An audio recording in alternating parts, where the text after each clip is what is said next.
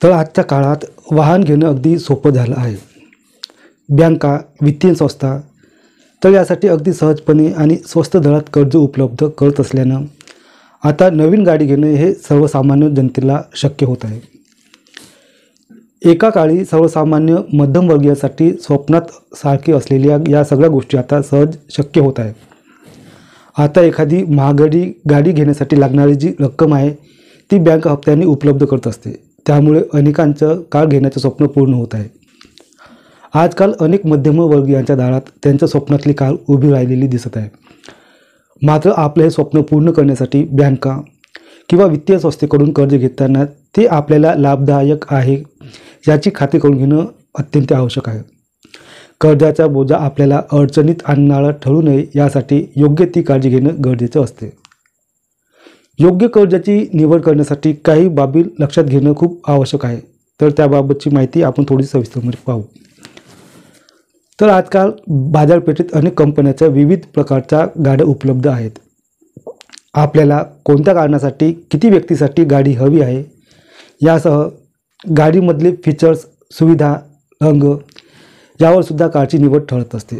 त्यानुसार एकदा car model निश्चय केला की किमतीच्या जवळपास 80 ते 90% रक्कम बँक किंवा वित्तीय संस्थेकडून कर्ज रूपाने घेता येते. काही बँका किंवा वित्तीय संस्था कारच्या ऑनरोड किमतीच्या 100% कर्जसुद्धा देत असते. त्यामुळे डाऊन पेमेंट म्हणजे काही रक्कम स्वतःच्या खिशातून देखील द्यावी लागत नाही. त्यामुळे कार घेण्यासाठी तुमच्याकडं काही रक्कम जवळ नसेल तरीसुद्धा तुम्ही कार किंवा गाडी विकत घेऊ शकता. त्यासाठी वाट पाहत बसण्याची गरज नसते. वाहन कर्जामुळे ही एक अत्यंत उत्तम सुविधा निर्माण झाली आहे.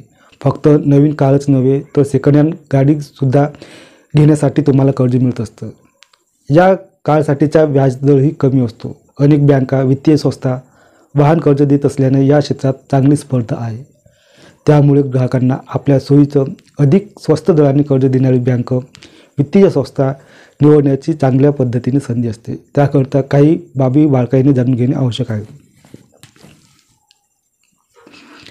तर सर्वात आधी वेगवेगळ्या बँका, वित्तीय संस्था यांच्याकडून तुम्हाला देण्यात येणाऱ्या कर्जाची तुलना करायला पाहिजे. काही संस्था त्यांच्या निकषात तुम्ही बसत असाल आणि त्यांच्याकडे सुविधा असेल तर 100% कर्ज देतात. तर काही बँका 80 ते 90% कर्ज देत असतात. त्याचबरोबर त्यांच्या काही अटी नियमसुद्धा असतात. त्यांची माहिती करून घ्यावी आणि त्यानुसार सर्व पर्यायाची तुलना करावी. त्यानंतर बँका किंवा वित्तीय संस्था यांच्या कर्जाच्या व्याजदराची तुलना करावी आणि कमी दराने तुम्हाला आवश्यक रक्कम देणाऱ्या कर्जाची निवड करावी.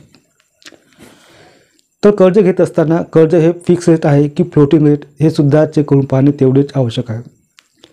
तर फिक्स रेट व्याजदर म्हणजे तुम्ही कर्ज घेत असताना सुरुवातीला जो व्याजदर ठरवला जातो तो म्हणजे फिक्स रेट.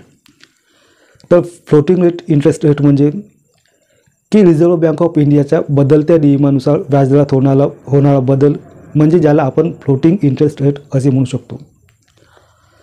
तर कर्जासाठी अर्ज करण्यापूर्वी आपल्याला कोणती गाडी घ्यायची आहे हे ठरवून घ्यावं.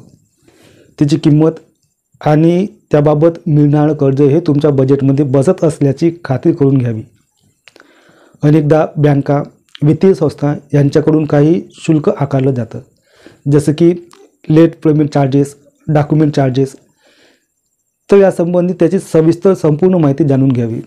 तसंच काही बँका, वित्तीय संस्था काही विशेष ऑफर्ससुद्धा देत असतात.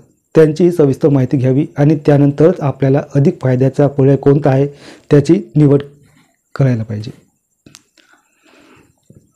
कोणत्याही काळासाठी दरवर्षी विमा काढावा लागत असतो. कारच्या देखभाल खर्चासह विम्याचा खर्च देखील वार्षिक असतो. त्यामुळे तुम्ही निवडलेल्या कारसाठी विम्याचा खर्च किती येणार आहे या गोष्टीची सुद्धा तुम्हाला जाणीव असायला पाहिजे. विम्याच्या हप्त्याचा खर्च हा बजेटमध्ये बसत असल्याची खात्री करून घ्या. वाहन कर्ज घेताना तुमच्या क्षमतेपेक्षा अधिक रकमेच्या कर्जासाठी अर्ज करू नका, अप्लाय करू नका.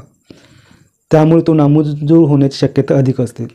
सोबतच एकापेक्षा अधिक ठिकाणी सुद्धा अर्ज करू नये. त्यामुळे तुमच्याविषयी नकारात्मक मत निर्माण होऊ शकते. एका बँकेकडून कर्ज नामंजूर झालं तर दुसऱ्या बँकेकडे कर्जासाठी अर्ज करू नये. तिथेही कर्ज नाकारलं जाण्याची शक्यता जास्त असते.